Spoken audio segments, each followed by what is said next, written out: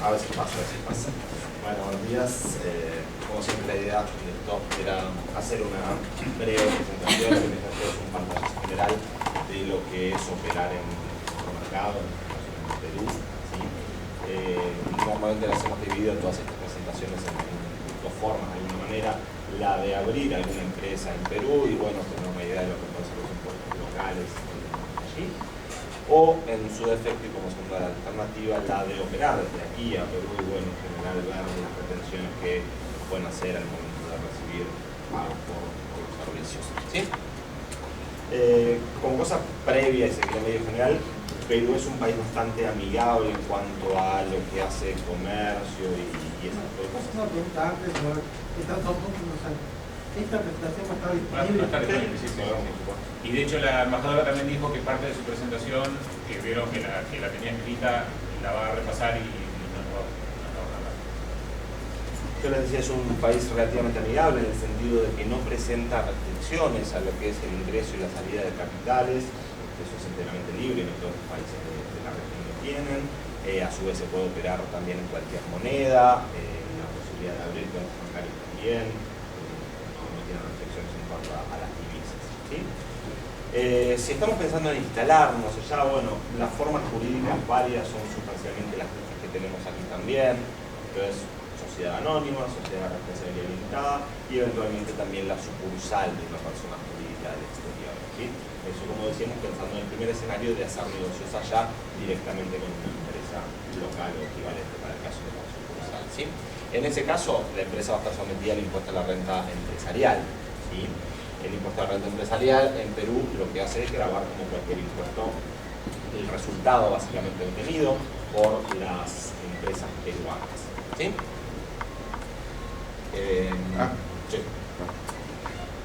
Digamos, diferenciando un poco lo que pueden ser personas jurídicas, las residentes en Perú van a quedar grabadas por todo lo que sea renta de fuente mundial. Esto es que si ustedes mañana abren una empresa allí, los negocios que hagan en Perú van a quedar sometidos a este impuesto, pero también los negocios que hagan en cualquier parte del mundo. ¿No? Recuerden que eso tienen de hacer, tener una diferencia con lo que es Uruguay, porque Uruguay es el criterio fuente y grabamos también actividades locales y no actividades en el exterior. Bueno, si abrieran algo en Perú, van a estar grabados por todas las rentas de fuente mundial. Y cuando hablamos de algo en Perú, es precisamente alguna de estas formas jurídicas que decíamos que se constituyan de acuerdo a las leyes peruanas. Diferente va a ser el caso de las personas no residentes, pero nos vamos a detener un poquito más adelante cuando hablamos de uruguayo que haga algo puntual en Perú, no es residente peruano y por lo tanto no le va a aplicar. ¿Sí? Ese impuesto a la renta va a ser por ejercicio económico, como sustancialmente no es en cualquier lado, simplemente que ellos tienen la particularidad de que el cierre de siempre coincide el año económico, el ejercicio económico con el año calendario en términos impositivos. ¿Sí? Habrá que presentar, como siempre, declaración jurada, los impuestos que se determinan, igual que en Uruguay, digamos, que determina la propia empresa, y al cuarto mes de cierre de ejercicio, o sea, en abril, deberá presentar su liquidación de impuestos.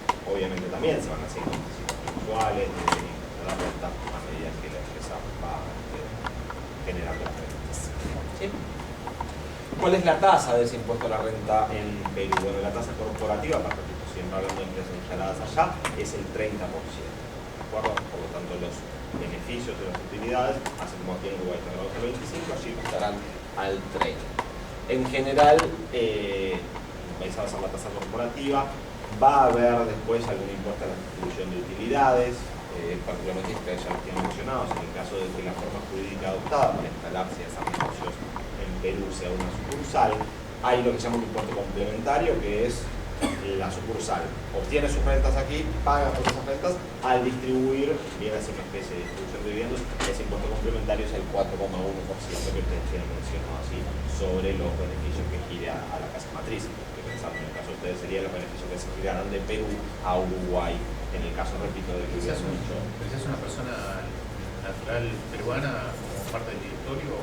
No, en general son pocos los países que tienen ese requerimiento, hay algunos. Bien. Algunas otras particularidades otra vez del impuesto a la renta empresarial. Como siempre, la actividad ya hemos dicho, puede ganar, puede perder. En el caso de que se pierda, digamos, sin que haya pérdidas fiscales. Esas pérdidas fiscales se pueden arrastrar hacia adelante. Ellos tienen la particularidad de que permiten dos modalidades de arrastre hacia adelante, ¿sí? La primera es pasarlas para un periodo de 4 años. O sea, yo tengo pérdida en el primer año, eso lo puedo aprovechar en el segundo, en el tercero compenso los resultados y así hasta por 4 años, ¿sí? En ese caso, pasado el periodo de 4 años, las pérdidas se pierden. Digamos, si no generé utilidad para compensar eso, no las puedo recuperar más adelante. Esa es la primera de las dos alternativas. La segunda que plantean, o que admite la legislación peruana, es llevarlas hacia adelante sin límite temporal. Entonces las puedo seguir compensando siempre. Simplemente que en ese caso no las puedo compensar con la totalidad de las utilidades de los ejercicios siguientes, sino que estoy topeado al 50% de las utilidades. Yo en el primer año pierdo 200, ¿de acuerdo? En el segundo año gano 100. Bueno, puedo pasarlas hacia adelante, pero no voy a poder llegar a cero en ese segundo año. Voy a topear el 100 que tuve, el 50%, lo más que voy a poder descontar de esas pérdidas son 50, pagaré 50. Pero el saldo de pérdidas que me quedaban, que eran los 200, los 50 que voy a utilizar, lo puedo seguir utilizando hacia adelante sin limitación alguna, simplemente sin limitación temporal alguna, simplemente con esto que decíamos de tope por ejercicio. Eso es fijo en sol. ¿Cómo? Sí, sí, exactamente. Después algunas otras particularidades en cuanto a créditos fiscales. Como yo les decía al inicio, ellos manejan un criterio de renta mundial, o sea que graban todo lo que se obtiene en cualquier lado, pero de alguna manera permiten computar como crédito en Perú los impuestos a la renta que se obtienen en otro lado, ¿sí? Entonces, si en otro país por alguna actividad me retienen, bueno, ese impuesto que yo puedo pagar en Uruguay, en Argentina, en cualquier otro país, es acreditable contra el impuesto a la renta peruano, ¿de acuerdo? Eso sin necesidad de convenios con la obligación. Vamos a ver que ellos tienen unos convenios, pero eso es normativa doméstica de ellos, con lo cual aplica para cualquier país, no está limitado a aquellos con los que tienen convenios, ¿sí? Bueno, después algunas otras particularidades que ese impuesto presenta.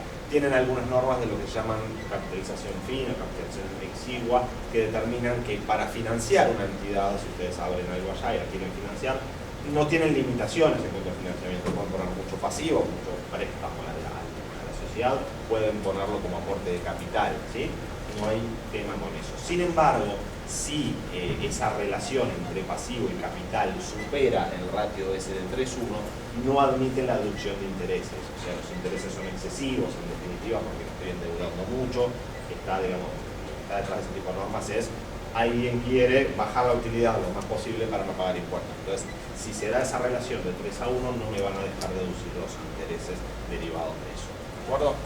Y después lo otro, en el caso de que operemos con entidades vinculadas, que tengo una empresa uruguaya acá, que quiera abrir algo allá y en definitiva también comercialice licencias entre ellas y haya vinculación, tienen normas de precios de transferencia también. ¿Se acuerdan? Las de transferencia son aquellas que regulan más o menos los precios que han de darse entre partes vinculadas para otra vez no dejar utilidad acá o allá, dado que las tasas son diferentes, igual y esas normas de precio de transferencia siguen el criterio OCDE, el criterio general, no son demasiado novedosas, o sea, son iguales a las nuestras, por decirlo de alguna manera, y no debería ser un problema.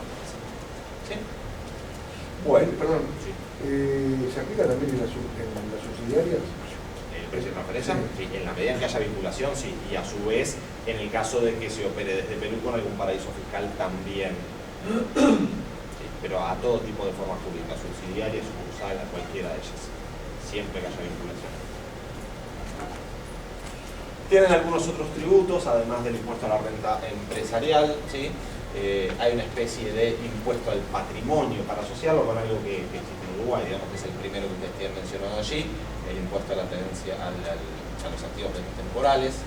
$1 millón de soles, o más o menos unos $365.000, con lo cual en la medida que se supere eso, digamos que va a aplicar la tasa del 0,4% sobre esos activos. Pero repito, es equivalente a nuestro impuesto al patrimonio del 1,5%. ¿Sí?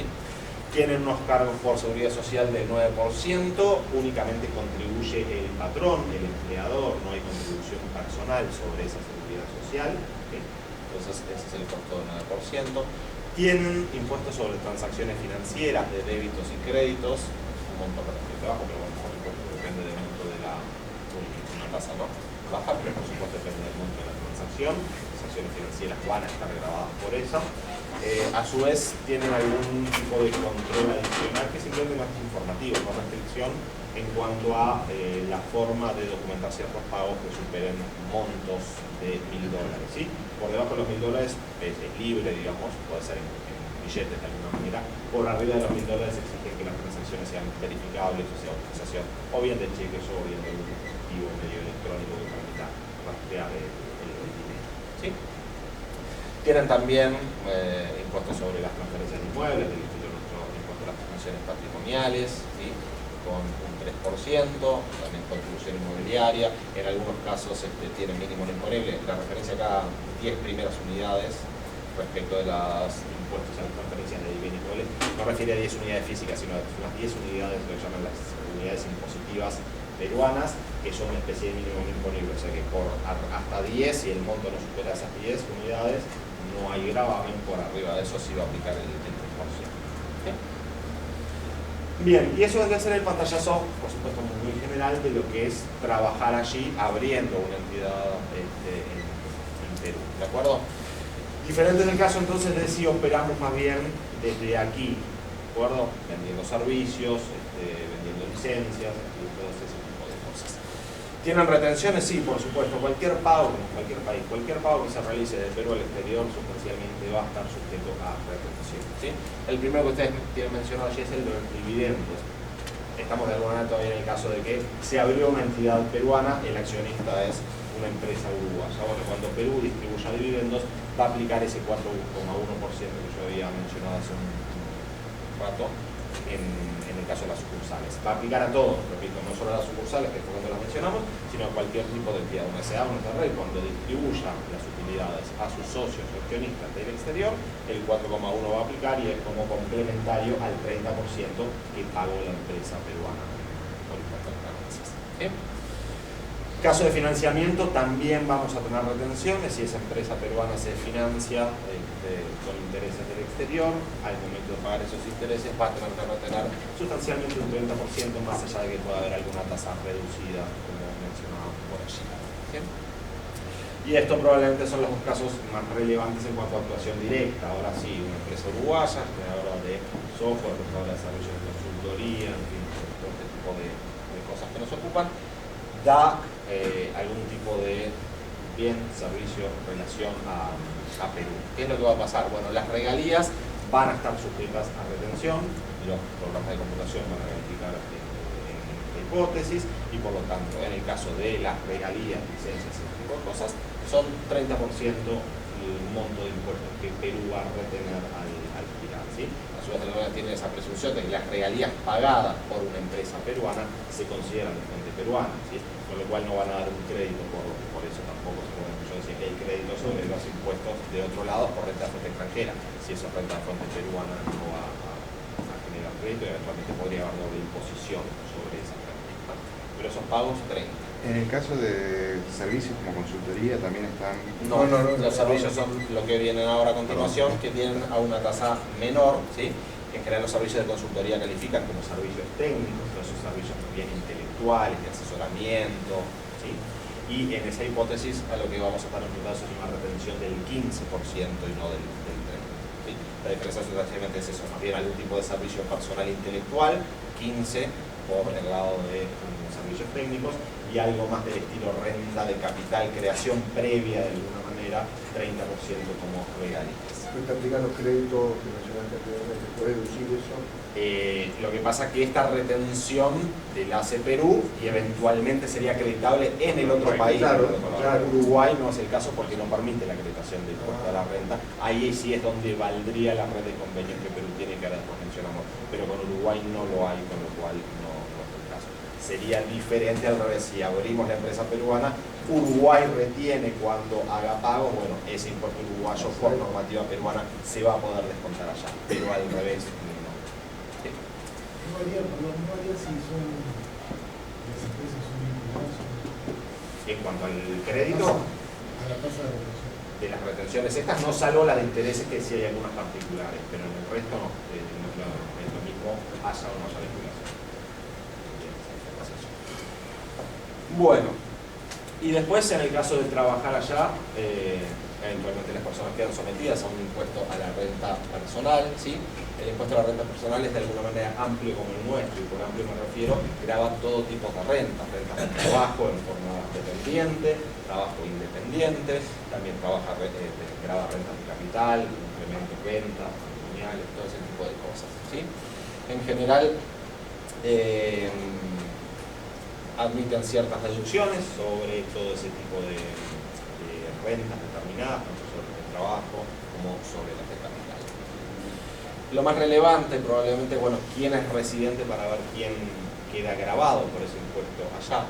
Y el concepto de residencia es de alguna manera similar al nuestro en cuanto a personas físicas, ¿sí? Esto es, las personas físicas peruanas que vivan allí van a ser obviamente residentes peruanos. Pero aquellos que no sean ciudadanos peruanos, en la medida en que permanezcan más de 6 meses en el país, van a configurar la hipótesis de residencia y por lo tanto van a ser objeto de impuesto. Si no lo fueran, aplicaría el impuesto a la renta de la residencia. ¿Sí? Una pregunta, perdón. Para las empresas, hay países que si trabajas en forma permanente prestando servicios durante una serie de años, te consideran que tenés, es una empresa obligatoria residente. Establecimiento permanente. Acá es establecimiento permanente. En este caso acá como es. Ellos tienen una legislación de establecimiento permanente, no domino bien cuál es el plazo que te requieren, no lo tengo que ustedes, lo puedo averiguar y después lo comunicamos. Pero que tienen el concepto, lo tienen igual que nosotros. ¿Sí? Okay. En ese caso cambia la En ese caso, la persona que inicialmente podría estar sometida a una persona física va a tener que pagar sus impuestos ya como si fuera una empresarial. Bien, en el caso de las personas físicas, en lugar de 4 meses de presentación, después de haber cerrado, no cierra, pero igual es diciembre, bueno, el tercer mes en marzo, van a tener que presentar la declaración impositiva con sus impuestos de las rentas personales, con las tasas que ustedes tienen mencionadas allí, ¿sí? O sea, las tasas sobre el trabajo varían entre un 15 y un 30, no es un 30, tengo la diapositiva, después la corrijo cuando pase, entre un 15 y un 30, tienen básicamente 3 tasas, 15, 21 y 30 son las tasas aplicables al trabajo, ¿sí? En lo que hace a ventas de bienes, ganancias y capitales, eso sí, por ejemplo, supónganse que abrimos una entidad allá, mañana se vende esa entidad, venden las acciones de la entidad peruana, bueno, serían ganancias de capital, las tasas no son las de arriba, sino eventualmente las de abajo. Básicamente, para este ejemplo que les ponía de la desafectación de una entidad constituida allá, la venta de esas acciones sería un 30%, porque entra dentro de las hipótesis esas de abajo, sino la tasa general por los impuestos a las ventas de bienes, el impuesto a la renta es un 6,25%. ¿Sí? Bueno, y como para cerrar un poquito el tema del impuesto al valor agregado, en cuanto a los impuestos en sí mismos, tienen un IVA como el nuestro, como el de los países, IVA ventas, IVA compras en ese esquema, no graban las exportaciones, la tasa de ellos es más baja que la nuestra, es un 18%, ¿sí? Y eventualmente aplica tanto a venta de bienes como prestación de servicios, por lo que en general, ya sea que traslademos allí a prestar algún servicio de consultoría, lo que fuera, o que se venda algún tipo de licencia, ya normalmente eso va a calificar como servicio y por lo tanto va a estar sujeto a la tasa del IVA del 18%. ¿De acuerdo? Para cerrar, ahora sí yo les decía, bueno, tienen una red de convenios, digamos, nosotros hoy día tenemos algunos más, los que tienen vigentes son convenios con Brasil, con Chile y con Canadá, como convenios específicos de doble imposición, ¿sí? Ahí sí podría ser aplicable lo que tú mencionabas de, bueno, ¿qué pasa si hay retenciones? Bueno, en esos países, o en los pagos en esos países, tengo que ir a ver los convenios que dicen, van a establecer alguna medida, digamos, multilateral o bilateral para mitigar el crédito y no va a haber doble imposición. En el resto, lamentablemente no. También tienen, por supuesto, el acuerdo andino, pero que no es únicamente de cosas impositivas, sino que es un poquito más amplio, no tan específico tampoco. ¿De acuerdo? Y bueno, básicamente creo que será la última, ¿no? Ahí va. La alianza del Pacífico. Y no determina tratamiento impositivo particular, no tiene normas impositivas que me A ver, entonces, a ver una cosa, si yo tengo un trabajo de 15 días que voy y doy un servicio 15 días allá, hay algunos países que te permiten que, bueno, Uruguay no le importa porque Uruguay no te graba eso, porque es una exportación, ¿cierto? Entonces, hay algunos países que yo he estado que ellos te dan una especie de recibo y te pagan y después ellos se resuelven el tema impositivo. Sí. ¿Cómo aplica eso en Perú? Porque veo que antes de 183 días no sos sujeto. No sos sujeto residente, pero sí sos no residente y te aplican las retenciones que estamos mencionando hoy, o sea, el 15 o el 20. Exactamente. En el caso, si yo tengo un Pero, recibo... ¿tenés que facturar o ellos te pueden dar esta factura al revés? No sé cómo En realidad tenés que facturar, pero por normas locales, digamos. Si el que presta es un uruguayo, el uruguayo sujeto al pago de tributos siempre debe facturar sus servicios. Si ellos te lo exigen o no, es otro tema. La mayoría de los países del exterior no exigen o eventualmente una digital alcanza escaneada, ni siquiera. Pero digamos, sí hay que facturar por eso. El tema de que hayan pagado o no el total, eso depende, como siempre, de lo que se haya pactado. Si ellos tienen un recibo por lo que facturaste, seguramente ellos se hicieron cargo de su bolsillo de la retención del 15 o del 30 si no fuera aplicable. Pero digamos que la retención aplica igual y es como acá, la puede pagar uno u otro, pero alguien la va a tener que volcar y es un tema comercial. La responsabilidad fiscal es de la empresa local en general, eso como acá. Supuestamente acá, uno cuando contrata servicio al extranjero, uno es responsable de hacer la retención y de vertirla, no la persona extranjera. Exactamente, acá es lo mismo. El pagador peruano que pague a Uruguay va a ser el responsable de eso. Eso todos los esquemas de retención son similares precisamente porque es la única forma de agarrar a un responsable. No, simplemente para aclararlo, porque de repente hay uno que son más. Nosotros, Mario, preguntando eso, tenemos dos casos. Tenemos clientes que nos del ámbito público que me piden facturarme 145, que le da el lápiz de 30, dan 35, 70 y algo, no sé qué. Y la retienen el 30 y te llegan 200. En el ámbito privado tenemos la gran mayoría que dice facturarme FOB 100 y ellos se encargan de colocar. ¿Cuál sería el porcentaje de las licencias? Las licencias en general van a ser el 30%, porque digamos, no el 15%, porque no es un servicio, es el menos legalidad. Y por lo que entiendo ahí, si estableces una compañía local, también terminaste pagando el 30% más el 4%. Vas a pagar más del 4% Pero de tu tuyas. Sobre la ganancia no es 30 sobre el resultado. Es el 30 sobre el resultado. Esa es la diferencia. Exactamente. Esa es la diferencia. La asistencia técnica hay que hacer algunos trámites, ¿no? O sea, no es. La programación de Uruguay no entra en la asistencia técnica. ¿No va a conseguir la asistencia técnica? Sí, a lo mejor ahora podemos conversar un poquito de eso. Obviamente, como cada dirección tiene particularidades y en algunos casos que después a raíz de estas cosas que están son resultados de otros países, viendo contratos y eso no termina siendo exactamente aplicable el criterio general. Tomando el tema nomás, nosotros una experiencia mala, digamos, tratando de evitar que decimos, digamos, el convenio de doble tributación con Chile, teniendo una empresa en Chile, y tratar de triangular, no recomiendo eso. Ya lo vimos cuando vimos con esa cosa carambola que no habla, no salió mal. Sí, en realidad todas las normas de los convenios